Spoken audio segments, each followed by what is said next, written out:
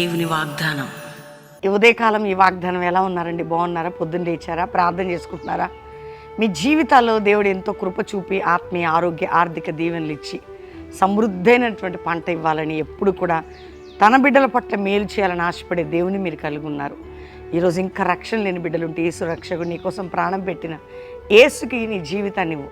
Next మీ అందరికీ నేను చెప్తున్నాను, ప్రభువు సన్నిధి లేకపోతే మనం కదలలేము. ఆయా దేశాల్లో, గల్ఫ్ దేశాల్లో ఎంతమంది బిడ్డలు బాధపడుతున్నారు. ముఖ్యంగా యుద్ధాలు జరుగుతున్న స్థలాల్లో చంటి పిల్లలు, వృద్ధులు, స్త్రీలు, పెద్దలు చాలా ప్రార్థన చేయాలి. మనం ప్రభు రాకడ సమీపంలో ఉంటున్నాం. చాలా యుద్ధాలు, యుద్ధ సమాజం అన్నీ చూస్తున్నాం, అవన్నీ వింటున్నాం. మనం కొన్ని చూస్తున్నాం, కొంత మట్టుకు కొంత వింటున్నాం. కాబట్టి ప్రభు రాకడ సిద్ధపడుతూ మన ఆత్మీయ జీవితాన్ని కట్టుకుంటూ దేవుని యొద్ద మన అవసరతలు ఆయన మహిమార్థమే మనకిచ్చే దేవుని కలిగిన మనము హృదయపూర్వకంగా దేవుని వాక్యాన్ని అనుసరిద్దాం. ఒక్క మాట నేను చదువుతున్నాను. ఈరోజు దేవుడు శ్రేష్టమైన వాగ్దానం. ఇర్మియా గ్రంథం 32వ అధ్యాయం 41వ వచనం. వారికి మేలు చేయుటకు వారి యందు ఆనందించుచున్నాను. నా పూర్ణ హృదయంతో, నా పూర్ణాత్మతో ఈ దేశంలో నిత్యముగా వారిని నాటేదను.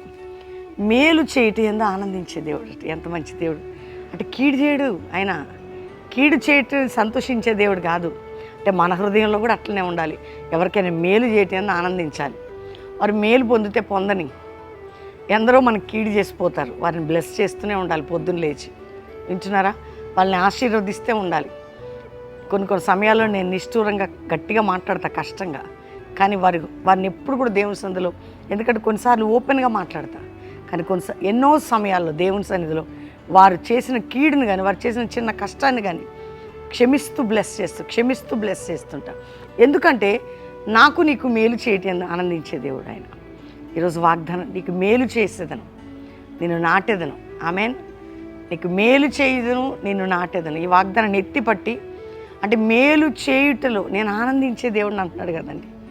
దేవుడు ఎంత మంచి దేవుడు. నీకు అలాంటి దేవుడు కలిగి ఉన్నాడు. ఎవరు నీకు మేలు జరిగితే ఆనందించకపోవచ్చు, వాళ్ళ ఆనందంతో చేయకపోవచ్చు, కానీ నీ దేవుడు అలా చేయితే నీకేం తక్కువ. ఇంకా ఆయన గట్టిగా పట్టుకుని ముందుకు సాగుదాం. ప్రార్థన చేసుకుందామా? తండ్రి, రక్షణ లేని బిడ్డలకు రక్షణ, రోగులకు స్వస్థత, వ్యాధిలో, బాధలో, చింతలో, నిందలో, గాయాల్లో, రోగాలతో, అవమానం, ఎందులో బాధపడుతున్నా రక్షణ, విడుదల, స్వస్థత ఇచ్చి, కోర్టు కేసుల నుంచి విడుదల, అప్పుల బాధ నుంచి, ఆర్థిక సమస్యల, మానసిక ఒత్తిడి నుంచి, కుటుంబ పోరాటాల నుంచి, నిరుద్యోగ అన్నిటి నుంచి విడిపించి ప్రతి వారిని కాపాడండి, రక్షించండి, శోధన నుండి తప్పించండి. ఇదిగో ప్రభా, ఎవరెవరికి జీవితాల్లో ఏ కట్లున్నాయో తెంచబడి, భూసంబంధమైన బంధకాలు, కోర్టు కేసులని ఏదున్న భారం నుండి విడిపించి వర్ధలు చేయండి. మ్యారేజ్ డే, బర్త్డే బిడ్డలను బ్లెస్ చేస్తూ, అంతేకాక ప్రభా, ఎవరెవరు ఏ బంధకాలతో ఇంకా కుములుతున్నారో ఆ డిప్రెషన్, కృంగుదల నుంచి విడిపించండి అయ్యా. ఇతర దేశాల్లో మా ప్రియులను కాపాడండి. ఏ దేశాలు యుద్ధ సమాచారాలు, యుద్ధాలు, పెద్దల్ని, పిల్లల్ని, ఇరుక్కున్న వారిని, ఇబ్బంది పడేవారిని, గల్ఫ్ దేశాలన్నీ, గల్ఫ్ ప్రతి దేశముని కాపాడమని ప్రార్థన చేస్తున్నాం. ఇజ్రాయెల్ దేశాన్ని కాపాడండి, రక్షించండి. గల్ఫ్ దేశాలన్నిటినీ కూడా, మరి ఇరాన్లో జరుగుతున్న పరిస్థితులను చక్కపరిచి అక్కడ ప్రజల్ని కాపాడండి, ప్రతి దేశముని కాపాడండి, రక్షించండి. భారతదేశ ప్రజలని రక్షించండి. శత్రువుని అణచండి నాయన. ఎవరి ద్వారా ఇలాంటివి జరుగుతున్నాయో మీరే గొప్ప కార్యాలు చేయండి. ప్రపంచంలో శాంతి, సమాధానం, నెమ్మది కలుగునుగా కానీ ప్రార్థన చేస్తూ, అంతేకాక ప్రభా, ప్రతి కుటుంబాలకి, ప్రతి బిడ్డలకి కూడా విడుదలని, స్వస్థతని ప్రకటిస్తూ, ఈ వాగ్దానం మ్యారేజ్ డే, బర్త్డే బిడ్డలు బ్లెస్ చేస్తూ, ప్రతి వారు వింటున్న వారికి నెరవేర్చి తోడే ఉండమని యేసు నామములో అడుగుచున్నాం తండ్రి, ఆమేన్. దేవుని బిడ్డలారా, వాగ్దానం లైక్ చేసి షేర్ చేయండి, మంచి కామెంట్స్ పెట్టండి.